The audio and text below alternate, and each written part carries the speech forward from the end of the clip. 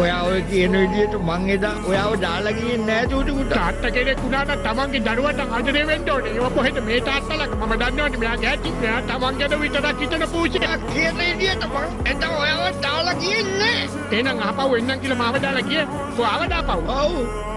මං ආවා. ඒත් ආයතන හිටි. අනේ මේ කටවහ ගන්නට දැන් මෙතන බොරුවට කෙබරයක් ගොටනවා. රවට්ටන්න මාව මෙතන ආයේ. නෑ. එදා රෑ මොකද දන්නවද ඇත්තටම සිද්ධ වුණේ?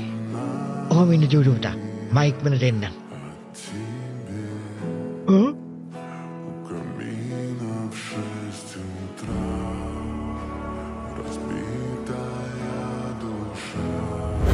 තාත්තා මම එක දැනන් හිටියේ.